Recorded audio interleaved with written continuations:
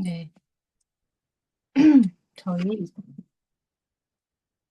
10분 49분 함께 묵상 모임 할 텐데요. 제가 짧게 기도하고 시작하도록 하겠습니다. 하나님 아버지, 오늘 또 청년들과 함께 10분 49분 묵상하게 됩니다. 짧은 시간이지만 풍성한 나눔이 있도록 예수님 함께 해주시기를 기도합니다. 예수님의 이름으로 기도드렸습니다. 아멘.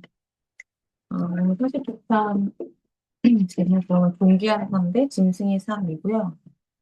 소제목은 존귀하나 깨닫지 못하는 사람은 멸망하는 짐승 같도다.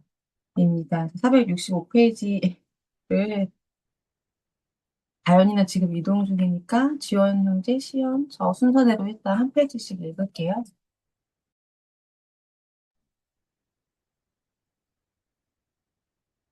일 양식.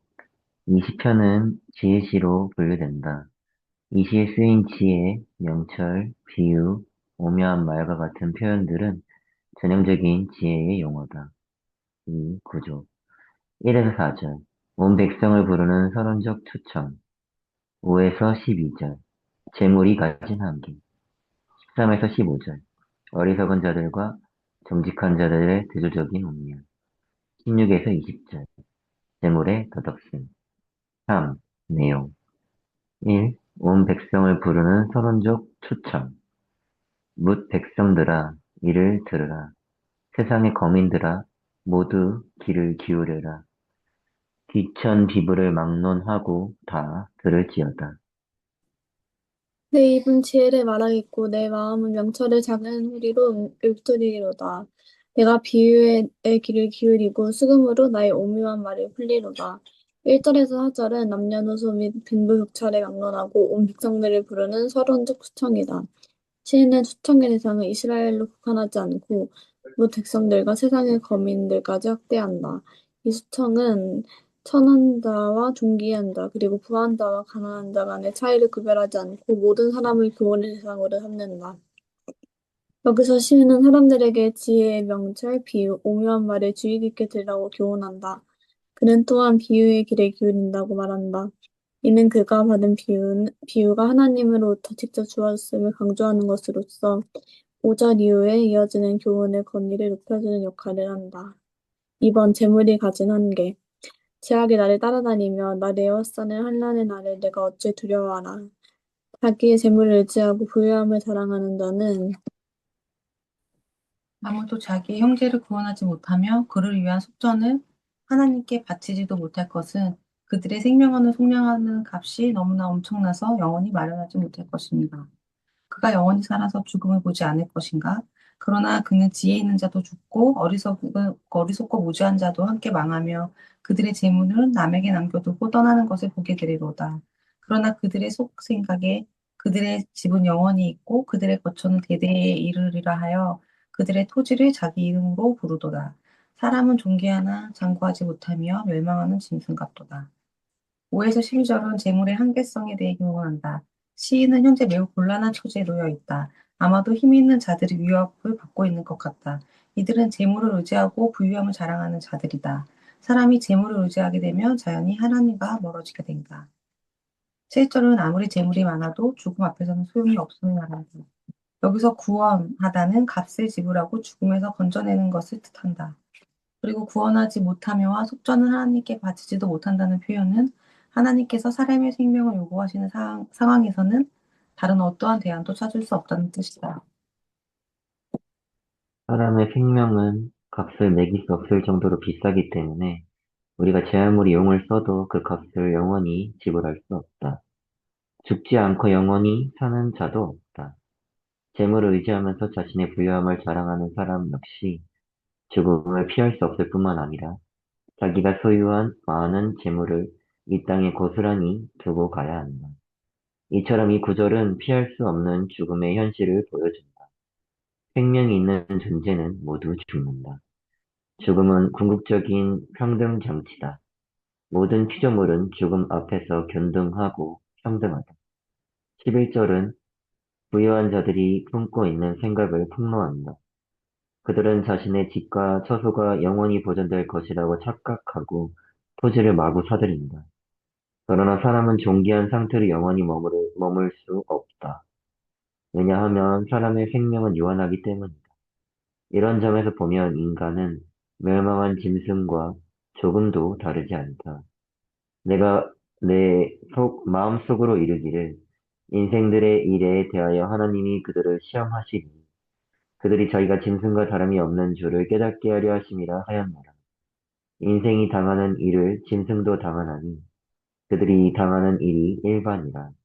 다 동일한 호흡이 있어서 짐승이 죽음같이 사람도 죽으니 사람이 짐승보다 뛰어남이 없음은 모든 것이 헛됨이로다. 어리석은 자들과 정직한 자들의 대조적인 운명. 이것이 바로 어리석은 자들의 길이며 그들의 말이 기뻐하는 자들의 종말이로다. 그들은 양같이 수울에 두기로 작정되었으니 사망이 그들의 목자일 것이라. 정직한 자들이 아침에 그들을 다스리리니 그들의 아름다움은 소멸하고 수울이 그들의 거처가 되리라. 그러나 하나님은 나를 영접하시리니 이러므로 내 영혼을 수월의 권세에서 건져내시리로다. 13절에서 15절은 정직한 자들과 어리석은 자들의 운명을 대조한다. 시인은 13절에서 재물을 의지하고 부유함을 자랑하는 자들을 어리석은 자로 평가한다. 사망은 그들을 세월로 이끄는 목자가 된다. 목자는 원래 돌봄과 보호를 의미하는 이미지다. 사망이 목자가 된다는 표현은 비꼬는 말로써 구약 성경에서는 이 부분에만 등장한다. 재물을 주인으로 삼은 자들의 궁극적인 주인은 사망이다. 그 결과 이들의 아름다움은 사라지고 그들의 거처는 수월이 될 것이다. 그러나 하나님께서는 시인과 같이 정직한 자들을 수월의 권세에서 건져내신다. 10절에 구원하다와 15절에 건져내다는 동일한 히브리어 동사 파다를 쓴다. 재물은 사람을 죽음에서 구원해내지 못하지만 하나님은 사람을 죽음의 권세에서 건져내신다. 사람의 생명을 속량하기 위한 값은 너무나 비싸서 오직 하나님만이 그것을 대신 감당하실 수 있다. 4. 재물의 덧없음. 사람이 치부하여 그의 집에 영광이 더할 때에 너는 두려워하지 말지어다. 그가 죽음이 가져가는 것이 없고 그의 영광이 그를 따라 내려가지 못함이로다. 그가 비록 생시에 자기를 축하하며 스스로 좋게 함으로 사람들에게 칭찬을 받을지라도 그들은 그들의 역대 조상들에게로 돌아가리니 영원히 빛을 보지 못하리로다. 존귀하나 깨닫지 못하는 사람은 멸망하는 짐승 같도다.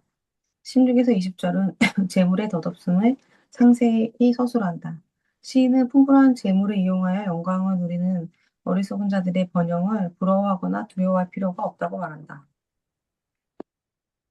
여기서 너는 부유하지 못한 가난한 자를 칭한다. 가난한 자는 부유한 자를 두려워하지 말아요.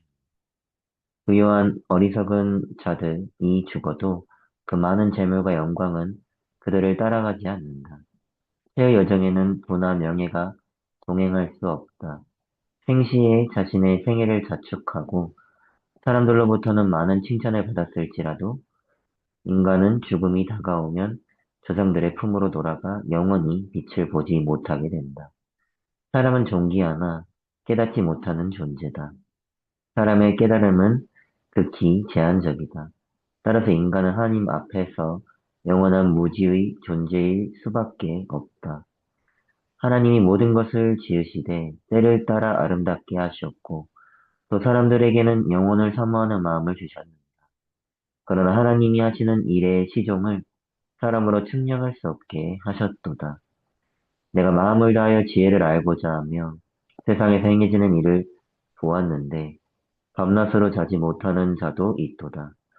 또 내가 하나님의 모든 행사를 살펴보니 해 아래에서 행해지는 일을 사람이 능히 알아낼 수 없도다. 사람이 아무리 애써 알아보려고 할지라도 능히 알지 못하나니 비록 지혜자가 아노라 할지라도 능히 알아내지 못하리로다.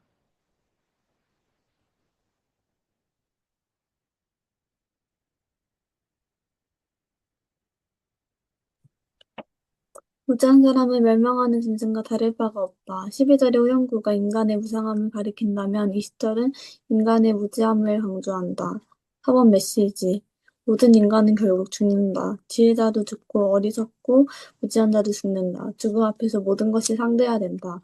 이 세상에서 누렸던 부와 지위는 인간에게 그 어떤 것도 보증해주지 못한다.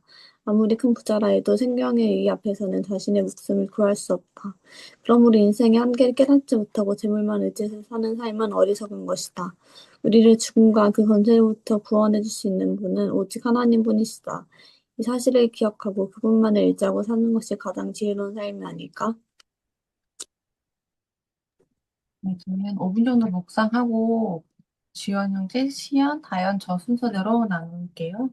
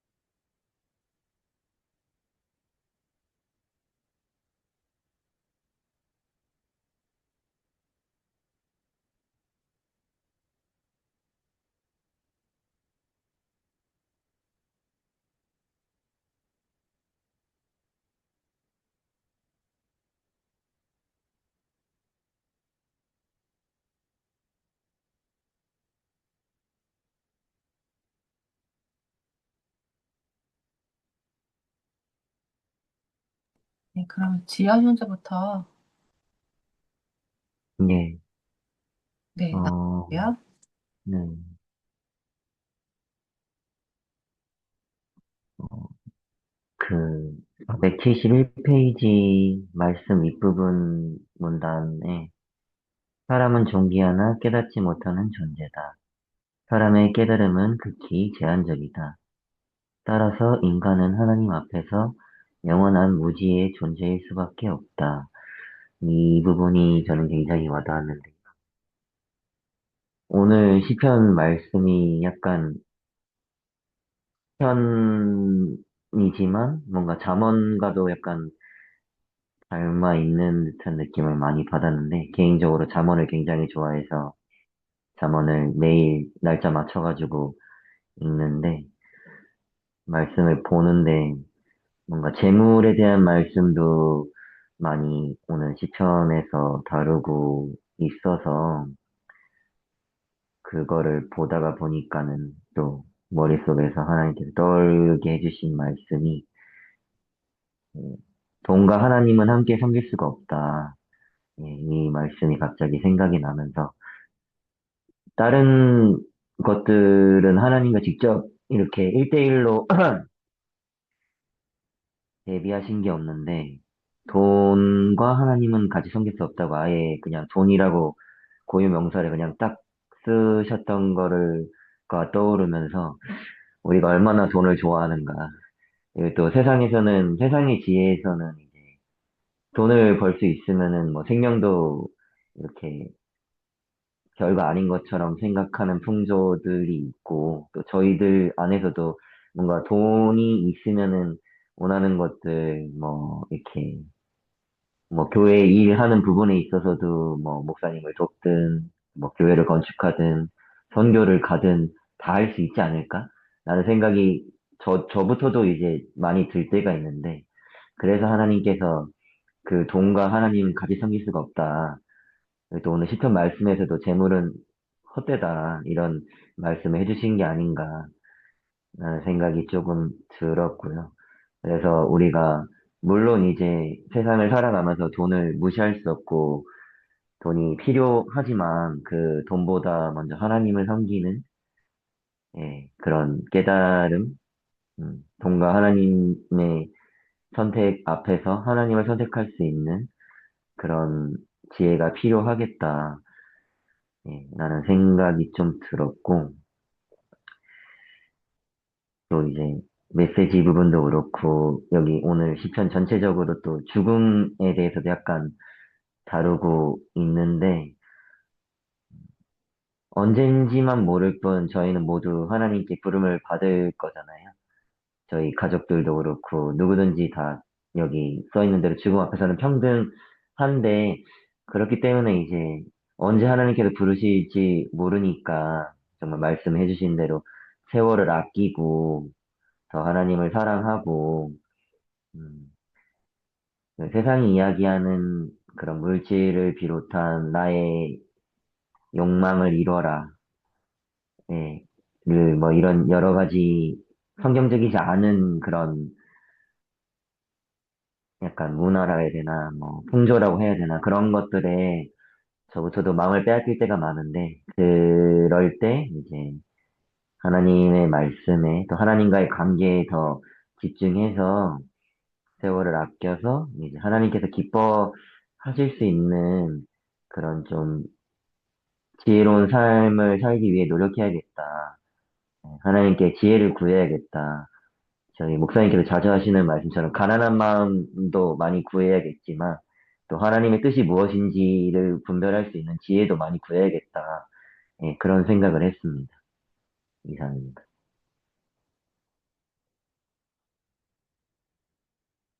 저는 467페이지에 6절 다음에 사람이 재물을 의지하게 되면 자연히 하나님과 멀어진다.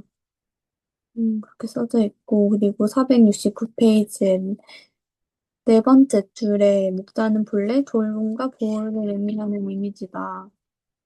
이렇게 쓰여져 있었는데, 맨 마지막에, 어, 인생의 한계를 깨닫지 못하고 재물만 의지해서 사는 삶은 어리석은 것이다. 우리를 죽음과 그 건재로부터 구원해 줄 수 있는 분은 오직 하나님뿐이시다. 이 사실을 기억하고 그분만을 의지하고 사는 것이 가장 지혜로운 삶이 아닐까 이렇게 쓰여져 있는데 여기서는 돈이라고 얘기를 했지만 그냥 그런 사람이 돈이 없거나 뭐 그럴 때 저 같은 경우는 되게 불안하기도 하고 마음이 좀 어려운 것 같은데, 그런 것도 여기서 얘기하는 그런 것 때문에 마음을 뺏기는 게 다 연결이 되는 것 같아요. 그래서, 내가 꼭 돈이 있고 없고, 그냥 그런 걸 떠나서, 나한테, 또 저 같은 경우는 취업인 것 같은데, 그냥 그런 부분도 결국에는 돈이랑 연관이 되잖아요. 그래서 그게 저한테는 제일 중요한 부분이기도 하고, 그런 필요한 부분이니까. 근데 그런 것 때문에 좀 방해가 있는 때가 있는 것 같아요. 근데 그게 돈을 좋아해서 막 그런 건 아니지만 뭔가 좀 하나님보다 더 이게 돈이 더 중요한?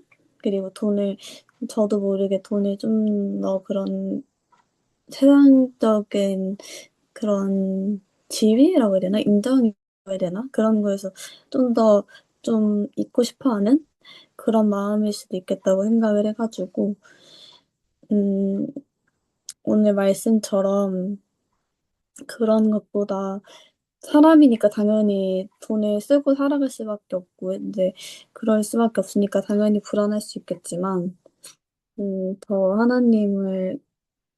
돈보다 더 하나님을 좀 더 섬길 수 있고, 그런 거에서 내가 좀 더 하나님을 사랑할 수 있었으면 좋겠다.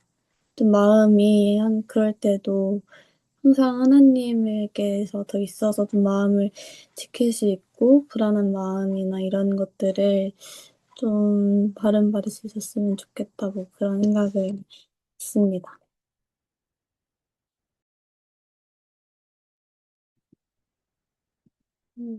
저는, 메시지 부분에서 저도 그러므로 인생의 한계를 깨닫지 못하고 재물만 의지해서 사는 삶은 어리석은 것이다. 이렇게 되어 있는 게 좀 와닿았었고, 요즘에 이제 계속 대학원 공부하고, 그리고 졸업 이후에 어떤 계획들에 대해서 생각이 좀 이렇게 많이 구체화가 되는 것 같아요. 이제 수료를 앞두고 있고, 뭔가 졸업을 하려면은 어떻게 해야 되겠다. 그 이후에는 뭐 이런 것들이 할 수 있겠다 하면서 좀 구체적으로 좀 생각이 되는 것들이 있는데, 그리고 이제 지금 준비하는 것, 그리고 자격증을 따고 싶은 게 있으니까 전문가 자격증을 그걸 따려면은 뭐 몇 년이 걸리고 이런 거를 하는데, 근데 뭔가 이게 생각이 너무 이렇게 앞서거나 이렇게 좀 그 생각을 너무 깊게 하다 보면 마치 인생의 목표가 그 자격증을 따는 것처럼 느껴지는 때가 있더라고요, 제가 스스로. 근데 그때 스스로 좀 경계하는 마음이 좀 들었던 것 같아요. 그래서 당연히 그 직업을 갖기 위해서 전문가 자격증을 가지려고 노력하고 하는 것들이 필요한 과정이 맞긴 한데, 뭔가, 음, 많이 쏠리,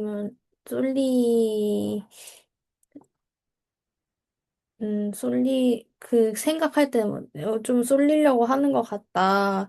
근데 내가 인생이 진짜 하나님 의지하면서 사는 게 인생인데, 너무 그쪽으로 생각을 뭔가, 뭐라 그래야 되지? 좀 마음을 다시 새롭게 해야겠다. 뭔가 다시 하나님께 마음을 받아서 이 과정에서 그게 하루아침에 되는 게 아니라 이 과정에서 계속 하나님 의지하면서 정말 하루하루 은혜로 살아가야 되는 건데, 다시 그렇게 좀 해야겠다. 이렇게 하면서 좀 마음을 이렇게 회복하는 그런 시간을 좀 가졌었던 것 같아요. 그래서,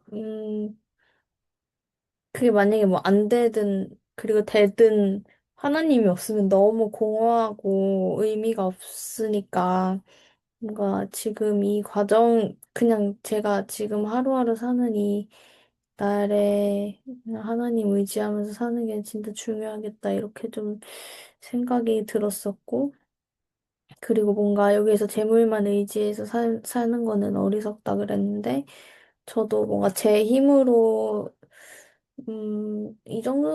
이 정도 문제는 내 힘으로 할 수 있지라고 생각하지 않고, 정말 모든 순간에 하나님 의지하면서 과제도 하고, 주어진 일들도 계속 하는 그런 삶을 살아갔으면 좋겠고, 음, 그랬으면 좋겠어요. 그리고 뭔가 막 생각이 많아질 때는 막 이것저것 할 수 있을 것 같아도 사실 바로 이제 현실로 돌아오면은 정말 작은 것도 은혜 없이는 할 수가 없기 때문에 계속 그런 현실에 좀 이렇게 살아가면서 진짜 은혜 많이 구하고 음, 음, 많이 좀 이렇게 도움 받으면서 그렇게 좀 잘 살아가고 싶습니다. 네, 네, 저는, 음, 좀,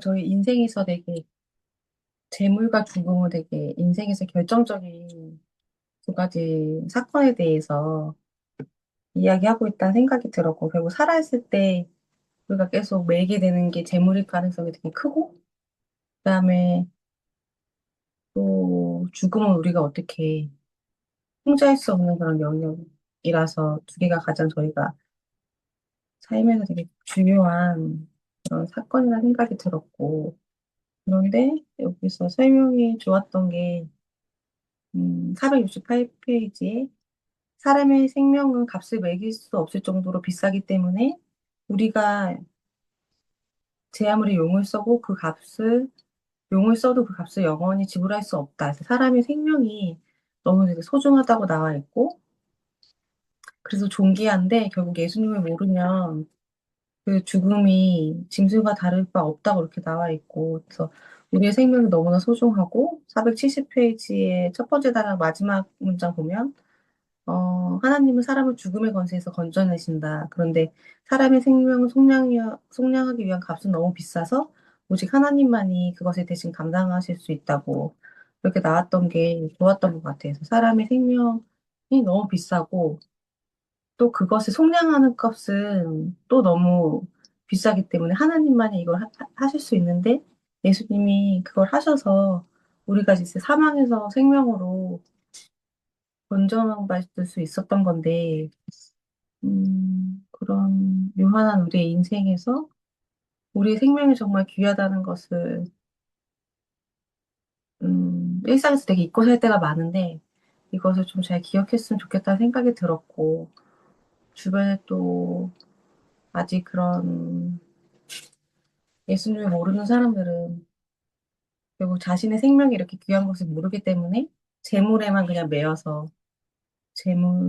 누구나 다 물질이 중요하겠지만, 생명보다 그 물질을 선택하는 경우가 되게 많은데, 여기 71페이지 중간에서 또 전도서 얘기가 나오는데 이것도 좋았거든요. 그래서 하나님이 모든 것을 지으시되 때를 따라 아름답게 하셨고 또 사람들에게는 영원을 사모하는 마음을 주셨느니라. 그러나 하나님이 하시는 일의 시종은 사람으로 측량할 수 없게 하셨도다. 이렇게 나왔는데 결국에는 우리의 생명 대신 예수님을 몰랐을 때, 음, 그런 각 사람들에게 주어진 그 영혼을 사모하는 마음이 제물로 이동하는 게 되게 쉽지 않나 이런 생각이 들었던 것 같아요. 각자에게 다 영혼을 사모하는 마음이 있는데 그 공허와 결핍을 예수님의 생명이 아닌 물질로 채우기보다는 예수님으로 좀 채웠으면 좋겠다. 이런 생각이 들었고요. 그래서 그 메시지에도 밑에서 세 번째 줄에 우리를 죽음과 그 건세로부터 구원해 주실 분은 오직 하나님 뿐이시다. 이렇게 나와서 뭔가 요새 일상이 되게 바쁘고 정신없는 와중에 시간이 흘렀는데 되게 좀 시편 49편에서 좀 본 그런 재물을 하나님보다 우선하는 것과 죽음을 어떻게 대해야 되는지 좀 본질적인 거에 대해서 나누면서 좀 좋았던 것 같고요. 그래서 오늘 두 가지를 같이 짧게 기도하고 마무리하면 좋을 것 같아요. 첫 번째는 각자 이야기를 들어봤을 때 각자 그게 물질이든 아니면 뭐 자신의 다른 것이든 중요시하는 것이든 다른 무엇보다 하나님을 더 의지하는 우리가 되게 해달라고 기도하고 이거는